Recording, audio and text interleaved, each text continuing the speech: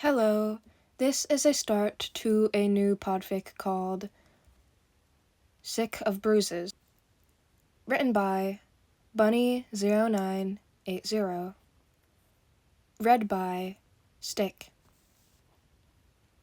Summary. When Izuku is making his way to the slime villain attack, he doesn't expect to be pulled into an alley and mugged. Thankfully, someone comes to help him, but what kind of fortune will this bring about? No clue, but it sure will be a lot of trouble for anyone on the opposing side. Featuring Izuku learns self-worth at the same time truly stepping into the sweet but deadly psychopath role. Tomura learns how not to be a whining man-child and acquires a broth-annoyance. Katsuki does not have a good time. Shoto kills his dad, and Hitoshi is given a family. Chapter 1. Bad Luck and New Friends. Summary. Izuku meets a mysterious, possibly dangerous, man. Trigger warnings for this chapter: murder, near death of a main character, and suicidal thoughts. Izuku Midoriya, 6 years old, cried out in pain as explosion after explosion blinded him. All he had wanted to do was stop Kacchan from hurting that other kid. After all, what if someone from UA saw him? Then Kacchan's chances of being a hero would be ruined. Izuku wondered if he would die here, with how painful explosion after explosion was. Later, Izuku would probably know that death might have been preferable. Izuku Midoriya, 8 years old, flinched as his mom got up from the living room couch to scold him. He had gotten home after dark again, and Mama hated when he did that. No matter the reason, Izuku nodded along to what she was saying, because Mama was always right. They both ignored the brand new bruises that littered Izuku's arms and face. Izuku Midoriya, 10 years old, stared at the harsh words on his desk. It wasn't usually so bad, but it seemed that one of Izuku's classmates had had a bad day, and because of that, had encouraged the others to be just as cruel. He sighed and went to grab a washcloth at the front of the room, not for the first time. Izuku Midoriya, 12 years old, stopped in his tracks at the bright red on his desk. Spider lilies. Oh, this was suicide baiting. As laughter filled the air at the sight of the greenette stopping, said greenette couldn't help but think a horrid thought. Maybe I will. Izuku Midoriya, only 14 years old, watched as his world fell around him. He kept repeating the same sentence in his head. You can't be a hero. Why? Because he didn't have a stupid quirk. Izuku was weak, unevolved, a Deku. Why would he even have this stupid dream in the first place? It was hopeless. It always had been. Izuku sank to his knees as tears started falling. The tears only fell harder as Izuku recounted the experience to himself.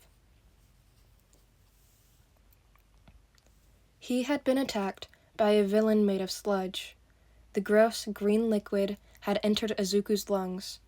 He thought he would die, and was positive he had, when he awoke to All Might slapping his face.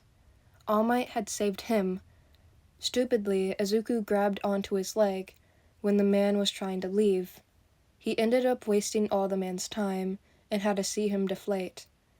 It was a gruesome sight to see the awful injury that plagued the #1 hero. Apparently, All Might could only do hero work for 3 hours max now. Even so, selfishly, that's when Izuku asked the question that had been in his head for years, but had already been answered more times than could be counted. Can someone quirkless be a hero? And now Izuku was crying on a rooftop, of all places. The answer hadn't been surprising, expected even, but it still sent Izuku to his knees. Not for the first time, he was tempted. tempted to teeter on the edge between life and death, tempted to let himself fall, to finally meet death's sweet embrace, tempted to leave behind this world of empty promises. And maybe he would have done it. But then, as he sat there on the rooftop, staring hungrily at the edge, he heard it. He heard the all-too-familiar explosions as he quickly stood up and started heading to the noise habitually. A villain fight. Making his way out of the building and onto the street, Izuku heard the loud telltale noise that had littered his life ever since he could remember. He sped up. What if it was... No, it couldn't be. It wasn't Kacchan. Please don't be Kacchan. As the green-up made his way to the commotion, he started wandering nearer to the alleyway, too distracted to notice. All he could focus on was the loud banging and screaming that was so easily tied to a villain attack. Izuku would know. After all, he had gone scouting for villain attacks many times in a short life, all under the guise of wanting to observe other heroes so that when he became a hero, he could use their skills. What a stupid thought. Izuku sped his walk a little more, almost breaking into a run. He had a bad feeling. Something wasn't right. Lo and behold, there really was something wrong. Besides the villain attacking off in the distance, that wrong thing was another villain.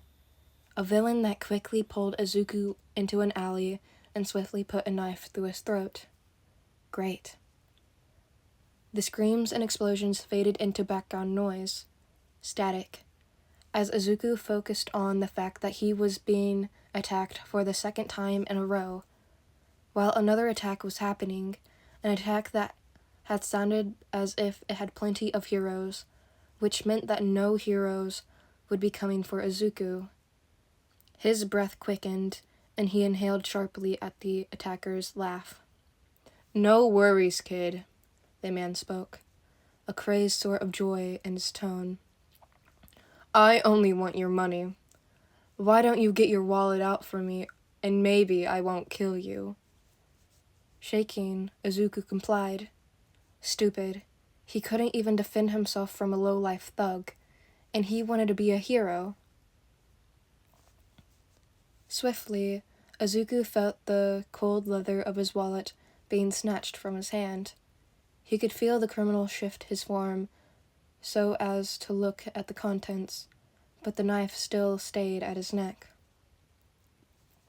Izuku heard an appreciative hum come from the man as he searched. "Izuku Midoriya, huh? Well, Midoriya, seems we have a predicament. I need to leave and not be hunted by the police. Unfortunately, you know my face and voice. Can't have that, can we?" Izuku took a shaky breath, fear building up as he realized just what the criminal was implying. I don't know your face.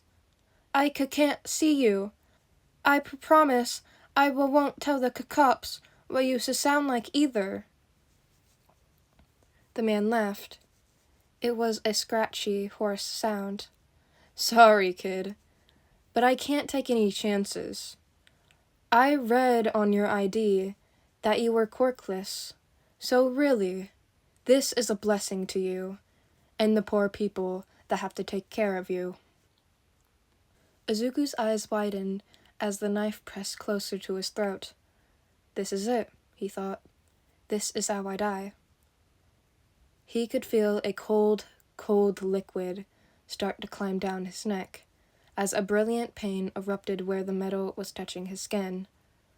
Izuku's sight started blurring at the edges as the shallow cut began to become deeper and the hand pressing around his mouth tightened, muffling his scream.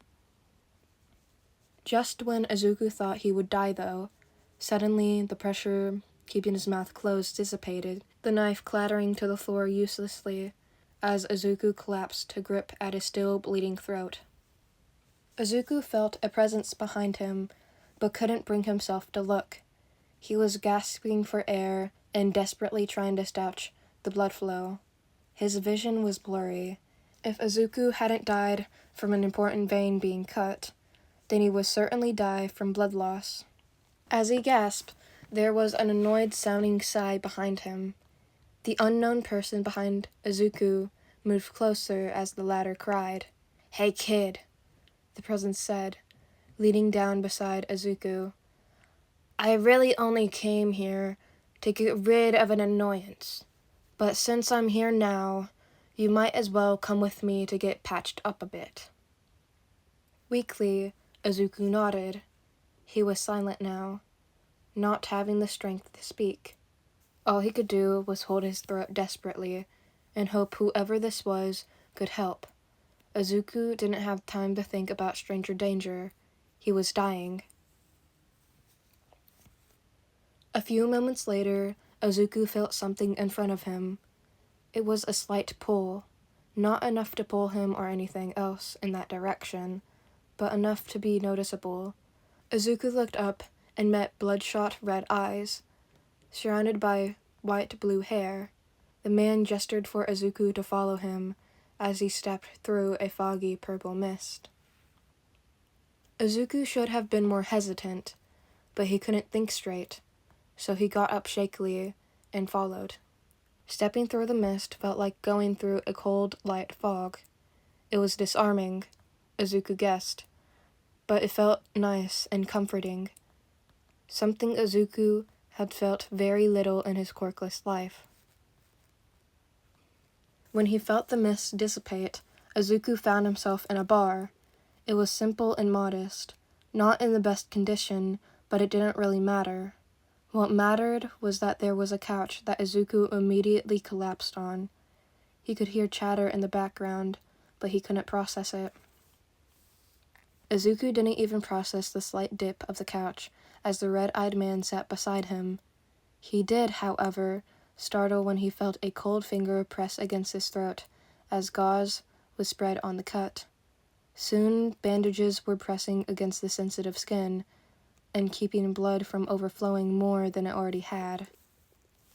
Izuku's breathing slowed as the pain dissipated, and he was no longer in danger of dying. Slowly, awareness creeped back, and Izuku blinked the tears out of his eyes, wiping them with his sleeve. He hated how much of a crybaby he was, but supposed that it was warranted in the situation. Looking around, he observed his surroundings in more detail. All he could establish before was that he was in a bar. But now that he looked, he could see there sat a TV in front of him. Behind bar stools and a counter were obscuring a misty figure, likely the one to make the portal that brought him here. The figure was tall, with sharp, bright yellow eyes. The figure had no eyebrows, mouth, or any obvious features. He wore a suit with a gray waistcoat and black tie. He had a white dress shirt coupled with black pants. Overall, the man definitely looked like a bartender. Shifting his gaze, Izuku was met with a sharp, red glare. Beside him, a tall, pale man with cracked lips and irritated skin sat. His hair was long and shaggy, a light blue tone that complemented his annoyed red eyes. His lips were curved in a scowl. The man wore a lazy black sweatshirt and pants, and seemed to be scratching his neck irritably.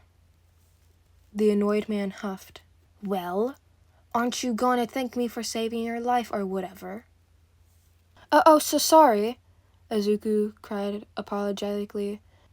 Thank you. I wouldn't have survived if not for you." Izuku looked down nervously before just deciding to say what was on his mind. "Well, why did you save me? You don't know me and had no reason to," Izuku said with confusion. "Not that I'm not thankful, but Izuku trailed off with a flinch, looking away like a coward. The man sighed, his scowl deepening. "That's what I was hoping you'd tell me. I have no idea why I bothered to help you. I just felt like it, I guess. That was weird. Why would anyone feel like helping him? Not even Kachan helped Izuku, and they had known each other for years. Izuku didn't even know this guy's name. Oh, he should probably ask about that. Okay, what's your name? He managed to get out. The man with blue hair rolled his eyes but answered, Tomura Shigaraki. That, he said, pointing to the misty figure behind the counter, is Karagiri. Izuku nodded, shifting uncomfortably. I'm Izuku Midoriya. They sat in awkward silence for a couple of moments before Izuku decided to break it. So back there, you said that you wanted to get rid of an annoyance? Well, what does that mean? Shigaraki shifted. That means he got on my last nerves, and I couldn't stand to look at his stupidly smug face anymore. I wanted him gone, and so I killed him, duh. Shigaraki said it so casually, like he was speaking about the weather. Izuku almost didn't catch the wording, but he did. He went rigid, eyes widening. Izuku was in a bar with murderers. His breath quickened, and he desperately tried to catch it. Izuku couldn't let these people in on how nervous he was. Instead, he chose to change the topic to something he was interested in, more familiar territory. Did you use your cork for that? He asked, trying not to let his fear show. Shigaraki's eyes narrowed, as if he was suspicious, but Izuku didn't know why.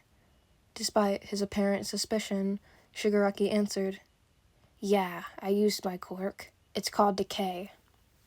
And that was all he had to say for Izuku's original fear to completely disappear, faced with a new quirk to analyze.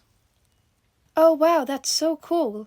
Can you decay things to a certain state, or do you decay it out of existence immediately? Can you control the speed of your quirk, or does it decay the whole? How do you activate it? Can you choose when it activates? What would happen if you decayed the ground? Would you go into quirk exhaustion? Could you...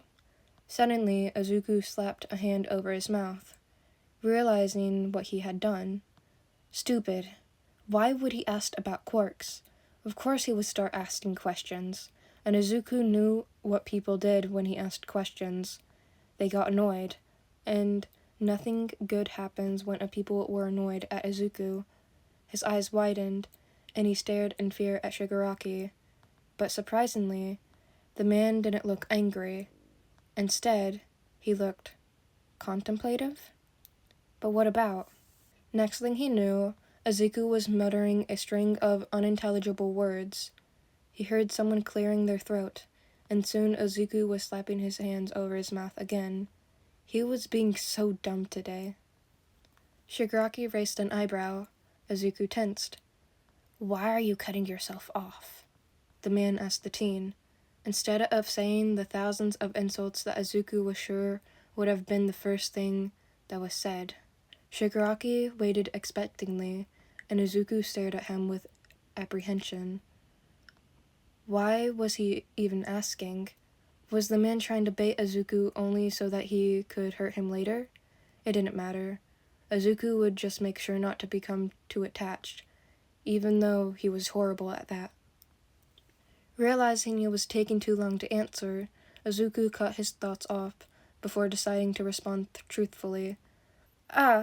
Most people get really annoyed when I bother them with unnecessary questions.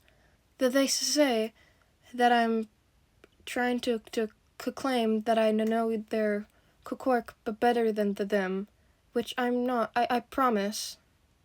Izuku flinched at his involuntary stutter, worried it would bother the older man, but thankfully it didn't seem to. Instead, the man was staring at him with thinly veiled confusion. He seemed to be about to say something, before shaking his head and gesturing to the misty figure behind the counter. Karagiri's quirk is called Warp Gate. What do you think about that? Izuku's eyes immediately gained an excited glint as he remembered the portal that he had passed through to get here.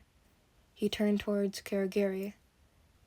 Can you make a portal anywhere? Do you have to know the coordinates, or do you have to have been there before? Can you teleport yourself, or only other people? What's the limit to how many people you can teleport? How many gates can you open at once? Can you change the size of them?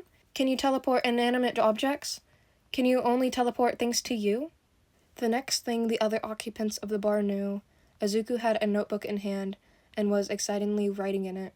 This, of course, did nothing to slow the relentless torrent of questions.